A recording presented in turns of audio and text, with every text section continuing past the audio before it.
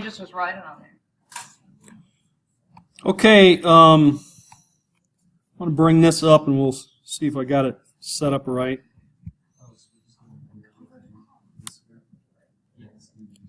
Let me make a couple of announcements before we get started. Number one, we got the sign-in sheet. You can do that. Number two, to sign up for things that you haven't yet signed up for. We have all the lists going around. The stuff up at the top is stuff that's already taken. The stuff down below is open. So if you sign up there, you can see that. I want to remind you of a couple of things. First of all, we're getting a chapter of Phi Alpha Theta. That's going to start definitely this semester. It's a history honorary. You don't need to be a history major to be a part of it. You just have to have taken 12 hours of history, college level, right? And have a grade point average of 3.1 in your history classes, and overall grade point average of 3.0. So it's a history honorary. It's national. There's 400 chapters. We're going to have a new chapter here. If you sign up this semester and we get you in, you'll be a charter member, and I believe your name will go on a charter list that'll be framed. So if you're interested in that, let me know. The other thing is just a reminder about the party. Some of you might have gotten an email, maybe some of you didn't. But September the 15th, it's a Friday, at 6 p.m. and following, we'll have it at my house, our house, starting at 6. Pizza and lots of other stuff. So if you're interested in that, also let me know. I guess that's it for now. So we'll get started. All right. Now I got the sign-in sheet. I'll start it in the back. Two things I just said a minute ago. I don't know if anybody else has come in the room. Only 9 of the 16 quizzes have been completed. All your work is due. That means the discussion, the quizzes, whatever paper you have to turn in, all is due on Sunday nights. I already talked to McKenna. His quiz didn't go. There I am. I already talked to McKenna. His quiz didn't go through. If you have technical problems, you need to call the technical people. So I don't know why I'm getting an error message on his quiz, but if you do have some sort of error, I believe there's an office that takes care of these things. There's a Center for Online Learning on campus. You can send an email to them. It's colsupport@seu.edu. There's also, if you look on MyFire over to the right, down there is support there, 24 hours a day, a phone number you can call, an 800 number, and there's also a chat thing and also email. So the phone call thing is 24 hours a day, 7 days a week. Okay, so, also you're doing a great job with your discussion. Love all the chit-chatty. I think most of the discussions will be things that we can sort of round table chit-chat. Okay, today we're going to talk about criteria and what I want you to include in your paper. So, we already know these things, that you're picking one per topic. For short papers, you have to do it at least 2 books, only 1 student per film or book. Your final paper will be an expansion of the short paper, and later in the semester we'll talk about what really we're looking for in that expansion. And you can go off list, but you need my approval. Some of you have put in excellent suggestions for going off list. Finding your book or film. Yes, sir. I'm sorry, Rob, will these notes be on MyFire? I'm sorry, what? Will these PowerPoints be on MyFire? Yes. Yes, they're recording this. This whole lecture will be on MyFire. Be uploaded Yes. probably later today. So, finding your source is your responsibility. I talked a little last week. The public library is a great resource. The school library is a great resource. I know a lot of you subscribe to streaming services. The only thing is, because most of these are older, not the latest popular thing, they're not all available streaming, so you might have to, get Netflix, DVD. And you can do that for just a couple months at a time if need be. Consider it like a cost of buying a book. Everything on the list is available somewhere. I checked it. So there shouldn't be anything that's totally out of print. And think before you pick. I've had in this class before, sometimes people coming to me at the last minute saying, oh, well, I couldn't find it, or I didn't realize I was going to have to pay for it, you know, can I change it? So you still got plenty of time to pick things, so you might want to investigate whether or not you can afford it, whether you have access to it. And McKenna, do you still have that brick? Yes. Whether you have time to devote, you can just hold it up. Whether you have time to devote to that much reading. I encourage you to pick things that you have read or watched before, because then when you look at them again, you can be looking at them in a different criteria. Oh, how to sign up. How to sign up, I didn't fill that out before because when I made the PowerPoint, we hadn't figured out how we were going to do the sign up yet. But it's worked out very well with people emailing, and then I've been updating the list, and then the list is going around the room now. Just write your name in, or if you want to change, scribble it out, and I'll update it, put it on the class. Okay, how to write your paper. Pay attention to this part. You should pay attention to all parts, but this is especially good part to pay attention to. I assume you all took this class not only for the charm of Dr. Wineland, but because you thought, oh, this is a movie watching class. This is going to be easy. It's a lie. We've tricked you. This is a research class. Dr. Wineland tricked us? I tricked you. Oh. I would never trick. And of course, you know, I am a librarian, so a lot of this class was formed to help introduce the history students to really investigating, really doing research. So although I do want your opinion very much in the discussion area, when you're writing the paper, this movie stinks is not really what we're looking for. And so I'm going to go through now and talk about what criteria actually we're looking for. Now, don't get to the end and say, like, oh, I tried, but I couldn't find anything. Because first of all, one of the reasons that I made the list is because I know that the information is out there. And two, I'm a librarian. So if you need help, here I am. Also, we have an excellent library staff that can help you. First thing you need, the title. Easy enough. Nothing more to say on that one. Is it a book or a film? Or a poem or a play or a song? What is it? In a lot of cases, I have both versions on the list. So this is the book version. This is a very famous World War I story. And this is one of several film versions. The book and the film are not necessarily one is better than the other, but they're going to be different, you know, they're going to have different strengths and weaknesses. Excellent if you have read or seen both and you can compare them. Not entirely necessary, but you need to tell us, you know, what is your medium. The date. 2 dates we're looking at. 1, when does the story take place? And 2, when was the thing you're reading or watching produced? Now you have to be careful about the date,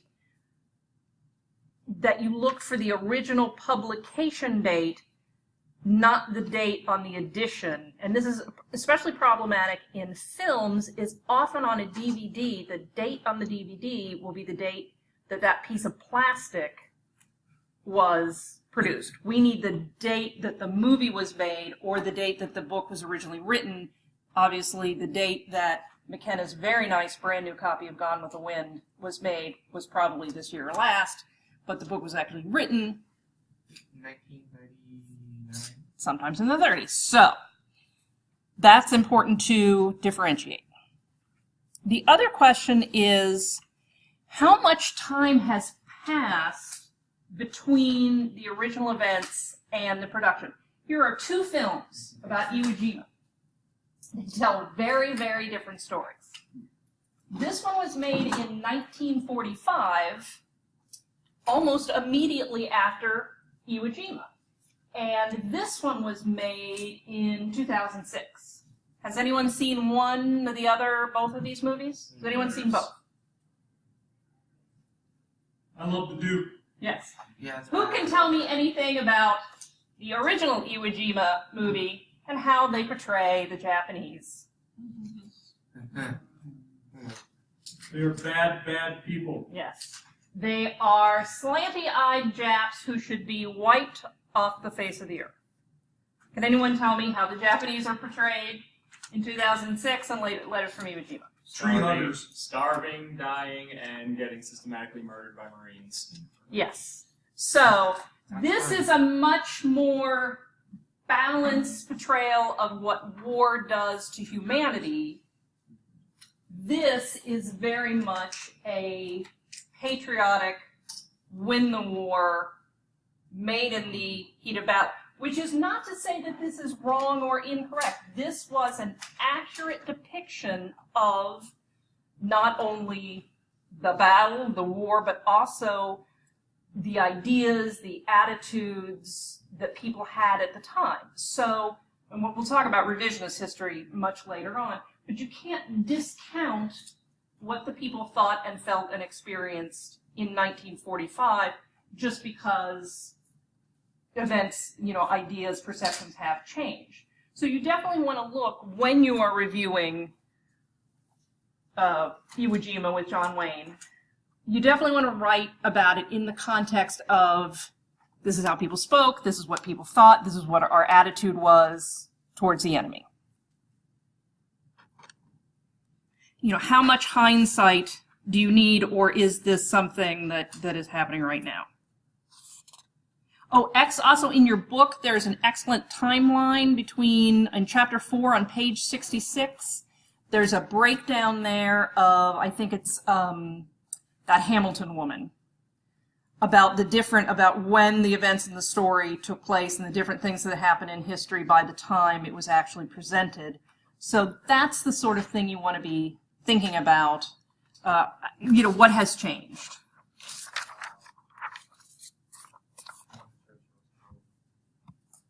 Author. Who is the author of a film? The writer, director, the producer? It's a tough one. It's easy to say who's the author of a book, but film is a collaborative effort. Most people think of the director as the author these days. Earlier times it was the producer. If you could do a little work to investigate, who was really the creative mind behind the film. Really, after 1960s, it's really much more the director, and before it tends to be more the producer. Does anyone know who these people are? This is Michael Moore. He makes documentaries. Does anyone know who that is? That is Ken Burns. I bet you use his effect. He makes documentaries. These two people are probably the most famous documentary filmmakers working in America today. One of them is highly respected, much imitated, and all of his films are played on PBS. They usually make big coffee table books out of his movies. The other one is an idiot. So, I want you to consider the authorship. What? So for authorship, do we go both on the director and of said movies, or should we just on them alone and not any? Usually, when you look into it, when you start reading reviews and stuff like that, it's going to become clear that a Michael Moore film is definitely nobody but Michael Moore. He writes them, directs them, stars in them. He is going to get full credit. Something like the Iwo Jima movie. I don't even know who directed it, but oftentimes the producer, or in the big biblical epics of the 1950s, Cecil B. DeMille. It's the producer. So I just want you to identify somebody that was the star also involved in the writing of the film. Did this, Clint Eastwood directs his films? Yes. For the films, if we're trying to figure that out, to research on it, would IMDb be one source, or would there be other websites to at least for specific movies that we should look for? I can help you with that when you get to researching, but does everybody know IMDb? Excellent, excellent source. All your basic information, your date, who is behind it, an excellent summary that's going to say, oh, this is Clint Eastwood's, movie. Oh, this is the producer. That it's going to give you that basic background. It's also probably going to tell you whether it was controversial or not, whether it was a success or not. It's an excellent starting point for all this basic information. But back to authors. You want to know what's the author's message, what's the point of view. So the style of filmmaking that Ken Burns makes is exhaustive. Has anyone ever seen The Civil War? Or Jazz? Or the new one that's coming out is Vietnam War? And baseball. Yeah.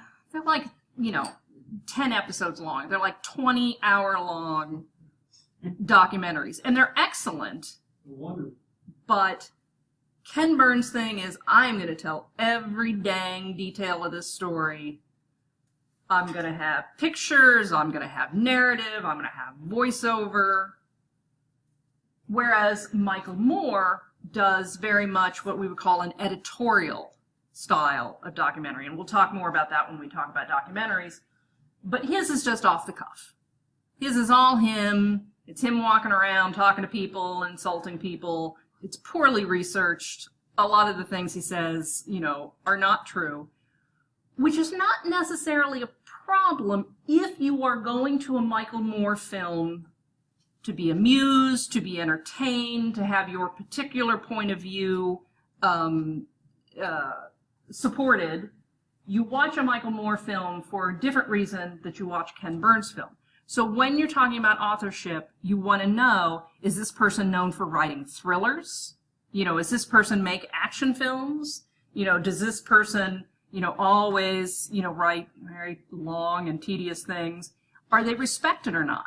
So Ken Burns is very respected. Michael Moore is not. So that's what you want to consider. And of course, Michael Moore is excellent to do a Michael Moore thing when you do documentary because, there's a lot to talk about in there. Are they selling something? A lot of times, especially political films, which are masquerading as, or books that are masquerading as documentary, are actually trying to convince you of something. Is it supposed to be educational? Are we supposed to learn something? Is it there primarily to entertain and amuse you? Or are they trying to tell you something about serious history? Is there a moral? Are we supposed to feel something? I would say the case in the Iwo Jima story, we're meant to feel that our boys are brave and heroic. And in the Letters from Iwo Jima, we are meant to feel that war is a terrible tragedy. Both are completely true, but the mission of these two films is very different. Also, you always want to be suspicious of consultants. You'll see in the credits that they'll have, sometimes they have, consultants for historical accuracy. They often hire them but ignore them. So we'll talk about that later. Source material. You will be reading a book or watching a movie, but where did those people get their information? Often a book is based on diaries or memoirs or news accounts. Sometimes, a movie can be based on a nonfiction book, be based on a novel, maybe it's based on a play or a memoir. Or is it an original story that the author just, wrote from scratch for that book or for the movie? And what sources do they cite? Some authors, some movies are really good about giving you all that information. And this is another place that Internet Movie Database has a lot of links that will point you to news stories talking about, there's a lot of press interviews, when a big movie comes out, and so the stars will go around, and you can find interviews of Clint Eastwood saying, oh, well, I talked to the real person, or Mark Wahlberg saying, oh, when I made Lone Survivor, I really sat down and I talked to this guy and I got this personal experience, information. So you want to know what sources does the author cite, What personal knowledge does the author have? I've got some books on here by John Krakauer, who is a sort of outdoorsy adventure writer. And like in the Tale of Everest, he really climbed Mount Everest. So, that's a really good source. So you want to look at, was the author really there? Did he really know the people? Did he talk to people? Is that person an expert in their field, especially when you're looking at books? And then, of course, the next thing, the meat of it, true or false. I want you to break down the parts, which parts of these are historical and which are fictional. Yes? For movies or books, do we have to go through every single detail, or No, because does it amount how much is needed? yes, how much is needed, and also it's not going to be the same. I've got this checklist in your syllabus that I'm going through.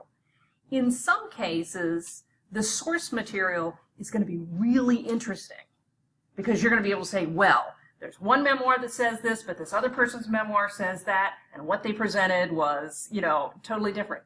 In other places, your source material is going to be like, oh yeah, they're about that, and, they got it from that. So it depends on, case by case, because your paper's only going to be about 3 pages long. So make sure you include the information, but really expand on what's really interesting, because what's going to be relevant when we discuss documentary may not be relevant when we're talking combat. So definitely expound on what you find the most interesting or compelling.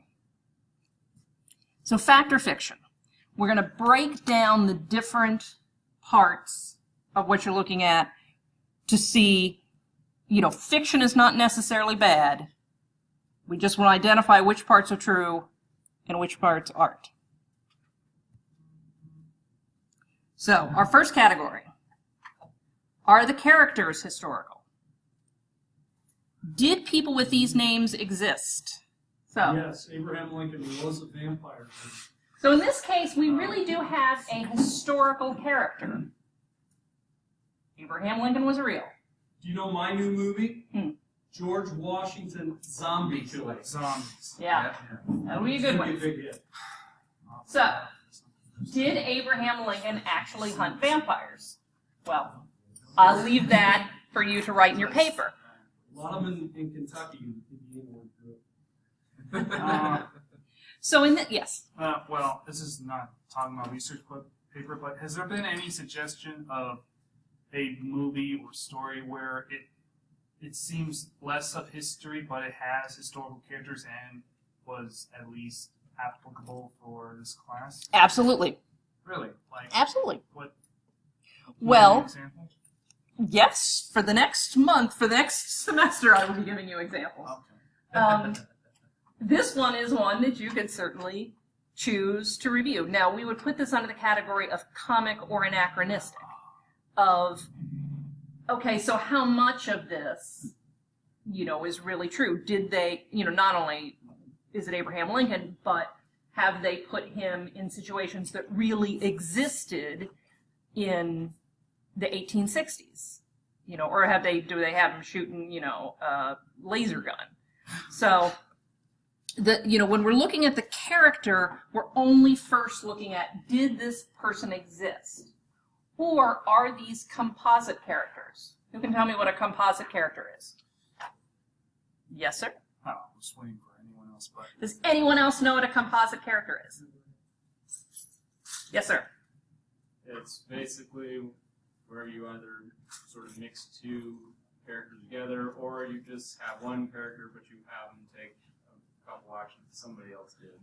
It's usually done for the purpose of time restraints, like in the Pacific series, when John Maslin is doing something he actually did, they portray him as doing something he actually did, but it also sort of mix it with something else did, because the thing he actually did, if they were completely right, would have taken way too long. Yes. A lot of times it's done for clarity. A lot of times it's done for time. If, there was a very, important thing that somebody did that, kept them, all from dying, and that person is not otherwise in the story, they might change that person. also a lot of times if you had, say, a staff of 15 people in the newsroom and all of them contributed equally, well, it's hard to make a movie with 15 main characters, so you might condense that to 3 or 4. So having a composite character is something you want to know. Not necessarily bad if it's telling the story of what happened. Of course, for the person who got cut out and is like, hey, I did that, not him, they might be unhappy. But you want to identify which one of these people are actual historical characters and which ones are composite. The next is a historical setting. Who can tell me who these people are other than McKenna? You had to have done that on purpose. No, it's already there. Well, then again, it's hard for anyone not to pick that movie or book. Rhett Butler and Scarlett O'Hara, who are not real people. However, the reason this is a great American novel is because the setting is historical. So even though they made up the story and the characters, everything the characters go through, the pre-war, the deprivations of the war, the financial problems, the Yankees coming in, and stealing things, Reconstruction. All of these things happen, and by putting in fictional characters into this historic setting, you could tell this important story of American history. So you could say, all right, the characters aren't historical, but their portrayal of pre-war, the plantation system, Reconstruction, this is all accurate or not accurate. The best part is when the woman says she doesn't know anything about birth and no babies. Yes. And that would be, an excellent example of when you're expanding for your big paper, you could choose not just to do Gone with the Wind, but childbirthing practices of the 1860s and how did women give birth and raise and provide for their children in a time of poverty and all of the doctors were off at war. That would be a good example. Yes? You were touching on race. Mhm. Can you do something about colloquialisms from that specific time period? Excellent. And we will be talking about that later when we get to revisionist history. Like the Iwo Jima, they've got no problem in the John Wayne days of whipping out the racial slurs, because they are the enemy and we all want them to die. Whereas it's a completely revised picture by the time Clint Eastwood gets his hands on it. Yes. And speaking of going back onto the race, should we also do compare and contrast, kind of? So, the actress who played Mammy was the first African American woman to win an Emmy. An Oscar. Oscar. Yes, you could definitely include that, but I'm not really interested in sort of the culture of what was going on in America so much as what's actually on the page of the screen. So certainly you could mention Hattie McDaniel, but we want the portrayal, yes. Well, I would just like to point out what you said about the Iwo Jima films, that sometimes you wouldn't see as much of that racial divide simply because one side is barely even shown at all. In the case of Laird Iwo Jima, the Americans are barely even shown, and so yeah, that's why you don't see nearly as much of the racial hatred against Japanese, because they barely show Americans. So point that out. Excellent point. I can see you guys are all on the right train of thought for analysis. Or perhaps racial hatred of Americans. Exactly. They do definitely portray that. Okay. So that's what you all want to put in your paper. So historical setting. Is it a specific time and place or a general time period? So you could put something in the Civil War era. In this case, they link it very specifically to the burning of Atlanta. Everything else is just sort of in the time period. Whereas in the Iwo Jima movies, they're putting it to not just World War II era, they're tying it to an actual battle. So in the case of the Iwo Jima, the events happened, the place was real, I don't think John Wayne is playing an actual historical character. Could be wrong. I could be wrong. Maybe he is. Because are the events historical? Has anyone ever seen The Longest Day? Is anyone else interested in World War II? Okay. Isn't Dunkirk the remake of this? No. Dunkirk is about Dunkirk. This is Yes. about Normandy. Dunkirk Yeah. is when the bad guys were coming and everybody ran away. And The Longest Day is when everybody came back and made the Nazis run away. So, 5-year difference there.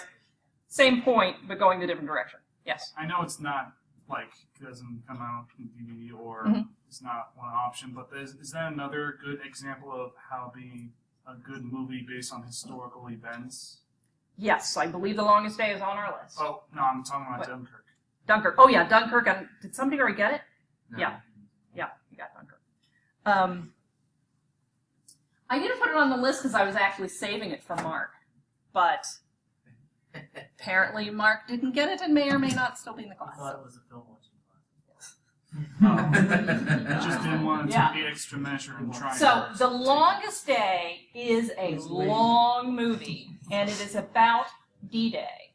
And similar to Dunkirk, it covers what was happening with the paratroopers who went in first. It covers the people on the beach. It covers the people in the artillery. It covers the people in the planes. It breaks down the huge mass of things that were going on. And a lot of these people are specific people. And it is like, an hour by hour, close to documentary as you can. And actually, the person who made it, I believe it's a George Stevens film, were people Hollywood people that were actually in the war. So as far as accuracy goes, I think it was made, early 50s. Well, you gotta know it has John Wayne. Yeah. And sorry. every other man in Hollywood.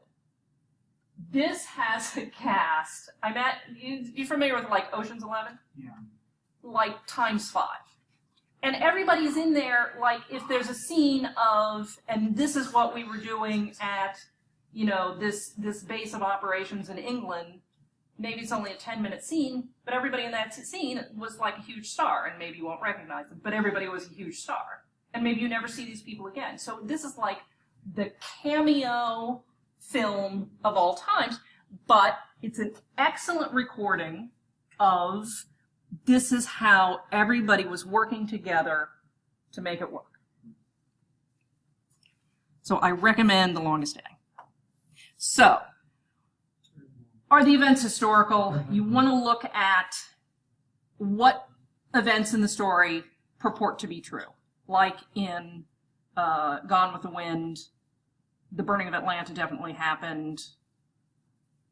People did shoot Yankees, but Scarlett O'Hara didn't exist, so didn't actually shoot a Yankee. But What? people did shoot Yankees.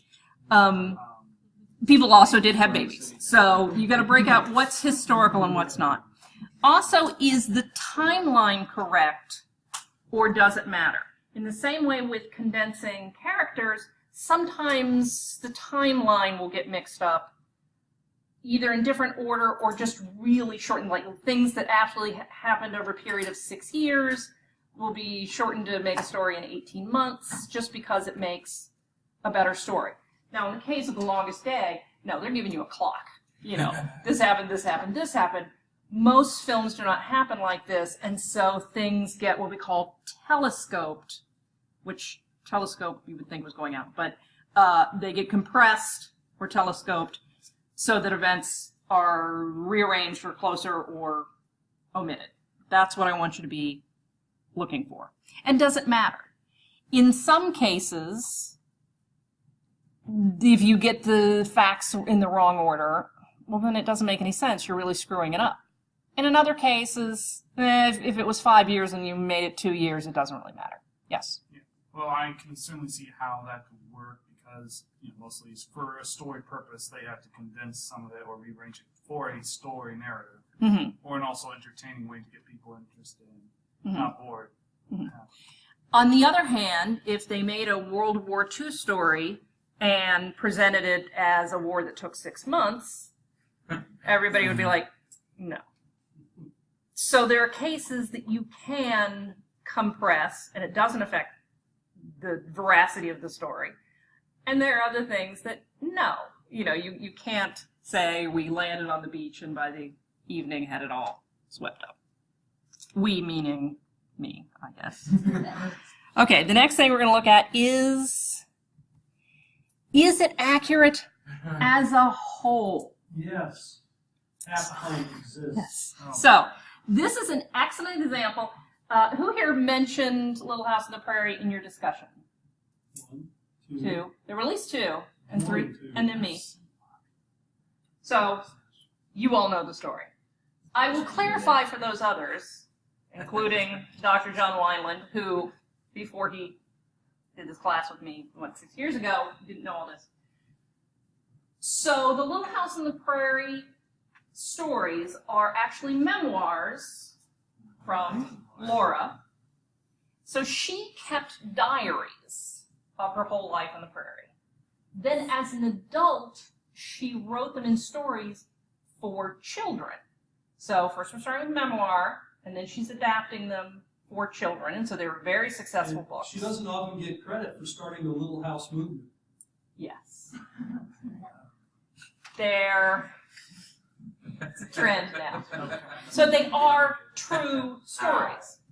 All of these people are real people. Anybody know the name of the dog? Jack. Jack's the name of the dog. Isn't one of the sisters Mary? Yes, it's Mary. And that's Carrie. And then they had, in real life, Grace and one other. 5 girls. Probably Joy. But when they made this into a television series, they had enough material for the television series from the books for a couple of seasons. But the show actually ran for 12 years. These people grew up and got married. So not only did they have to invent a lot of stories that were still in this milieu, they also ended up adopting a couple more kids. Never happened, and they were boys. Nobody's interested in those boys. But also, it was very revisionist, and one of the two of you, mentioned this in your discussion as well, that because this was made in late 70s, mid 80s, they were really inserting a lot of social justice issues that made excellent family viewing. Well, but worth reflective of the time. So if you're going to look at this document as a wholesome family television show based on real-life experience of pioneer people, excellent. But you get to a point where it is no longer reflecting literally historical characters in that those boys were made up. Nellie Olson did exist, though. But it's also reflecting ideas. I mean, the town really existed. Those people really existed. The pioneer life really existed. But ideas about all the races living together in harmony isn't really accurate to the time. So you have to think about the more, the less tangible ideas and what is being presented there. I'm going to update it, call it My Crib. Yeah.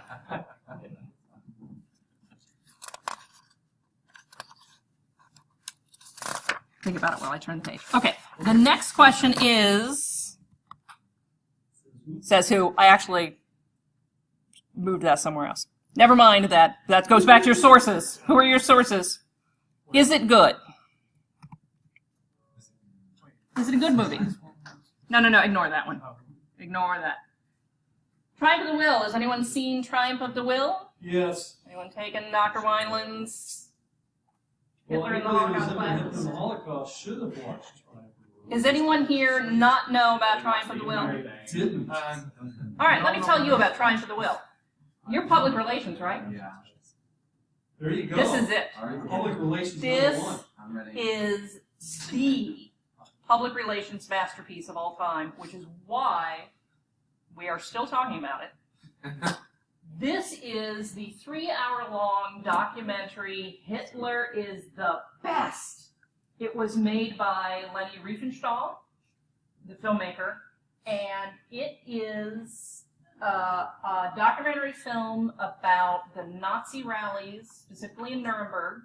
Uses all sorts of new camera techniques that have never been used before, like Hitler is shot from below with the clouds behind him, so he looks like he's actually descending from the clouds. It shows him arriving in Nuremberg in a plane, and then he's in the clouds. And the way that it's edited and puts together, you watch this thing, dang, you're going to be a Nazi too. So, is the film good?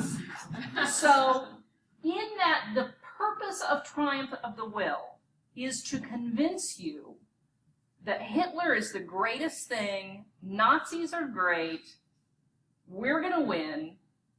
This is an excellent film. However, again, we're talking about in the world of ideas. Is Hitler number one? No.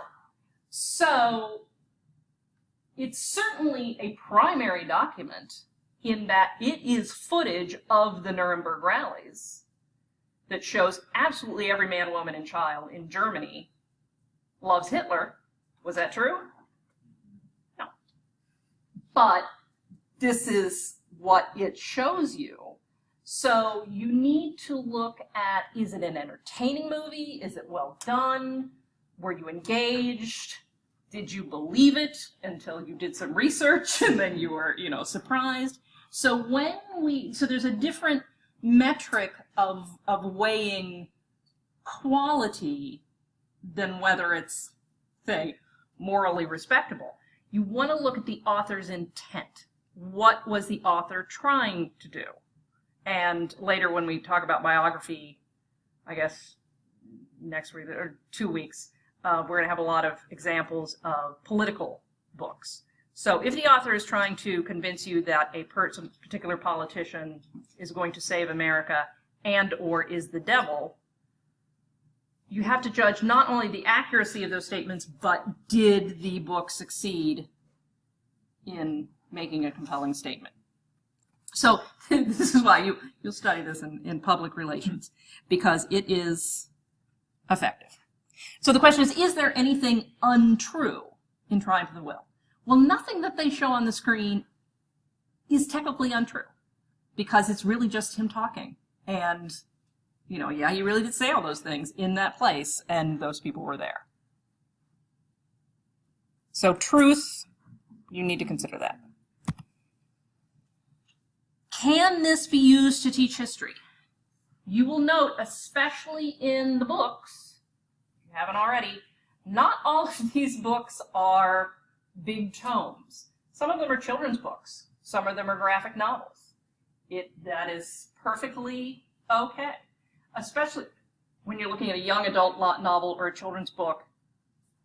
Is this appropriate to teach history to children? And of course you have to dumb things down to a certain extent if you're, writing it for middle school or elementary school. But have you reduced it so much to the point that it's no longer accurate history? Can it be used? So what's the audience? What about the era? Somebody mentioned the diaries books. In our discussion, we were talking. There's a whole series of historical fiction written for grade school and middle school that are excellent. And the one is called American Diary. The guys are called one thing, and the girls are called another thing. But there'll be a book that'll be the diary of someone who came over and went through Ellis Island. And then it'll be the diary of a guy who, for those dolls.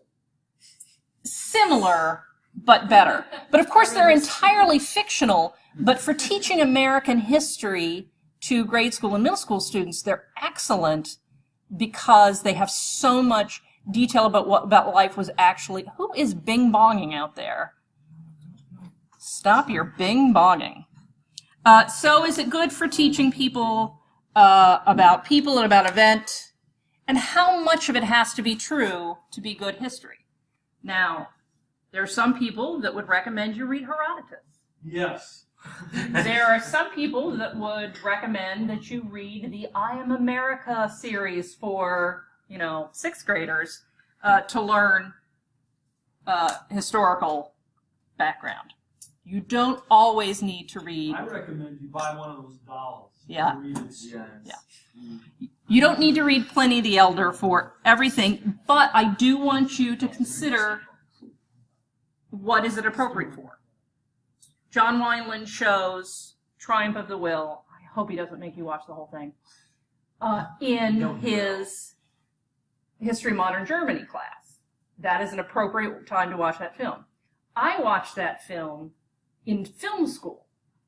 You might watch that film talking about public relations and how to twist people's minds. That's what he's into. Because that's what you're into. So consider the context of when a film or a book might be useful for teaching an idea. I can't see my clock How anywhere. many more you got? 4 minutes. You got 4 minutes. Okay. Is the history accurate? Break it down. Pick out the elements. Identify the facts. Check the facts. Do not go on Google and say, is this movie accurate? No. You have to break down the facts. Did Rhett Butler live? No. Was there a civil war? Yes. Did they burn Atlanta? Yes. So you need to break down those elements yourself. And if it's a very long and complicated thing, obviously you're not going to be able to check all 900 facts in the longest day. So you need to isolate the most important ones and pick those out. Not just what they put in, but what they left out. Sometimes biographical films will make someone out to look like a hero, and then after it comes out, people say, oh, well, what about the fact that he was a polygamist? Or what about the fact that he was a drug dealer? They left that out of the story. The guy that the polygamist said is that it's bigamy. Yeah. Okay, the internet should not be your primary source of research. It's a great start. Internet Movie Database, great start. People's reviews saying, I hated this movie because it was so inaccurate. Great start. Look it up. See what they said was wrong. Wikipedia is a great place to start. At the end of Wikipedia articles, they have bibliographies. So don't do, and again, Dr. Wineland is the one that's doing your grading. Dr. Wineland is a real professor, unlike me, who is like, ooh, let's just watch TV. So he has much higher standards for citations and where you get your sources than I do. Manual style. Go to the library. Dr. Wineland, would you like to use the last 2.5 minutes to address the class? Yes, I would. Is that your last screen? That is my last screen. Okay, good. All right, so let me make sure we don't have much time left, but I think things are going well so far. We got a hurricane coming, of course. Yeah. So, but for this class and really all of my classes, there are things online. So if you're in more than one of my class, just because we're not going to meet, although this class we should meet next week, it should be on schedule because we should be back by then. So, but you can stay with it by doing stuff online. Things are still on schedule. Sunday nights, 11:55 for assignments, posting, whatever, quizzes, whatever you have to do. We've got the list that's gone around. I think it's gone all the way around to everybody. So we will put that up, and then you can double check that. If you think of something else, you email us. We'll post it. And If you don't have school for 5 days, that'd be a fine time to be watching movies and reading books. yeah, this is so this is the time to Yeah, for real. go to the library, go to our library, go to the public library, check out some of the movies that may be on DVD, charge up your batteries. So in case the power goes out, you can do it. You can watch things maybe on Netflix. I mean, there's a lot of things you can do for this class online. and to get started, because we have a lot of it up, and we'll probably be posting some more. We've got like the first 5 weeks up there, so you can go through and look at all of that material. This we will post later today for a few people that weren't here today, but that'll be sort of our practice. We will meet, we'll record what we do, we'll post it later that day, hopefully. And then, of course, there are other things for you to watch online as well. Do you have any questions? Yes. Where are we put our consent compliance? Oh, yeah. If you have that form, you can just, as you're leaving, you hand it to me. Or put We're it- not on. Put it right there. Email you them, you said that? We forgot it. Just bring it next week. And who's got my film list? Is up here? Yeah, it's right there. All right. Stay safe. Where's the public library? Public library here in Lakeland. Yeah, it's I don't have to. There's one at Lake Morton. There's Jackson. Lake Morton. there's a big one. I don't go out that much, so I don't. And don't blame you. All you have to literally do is Google Lakeland Library and then GPS. There's one on Lake Morton. There's one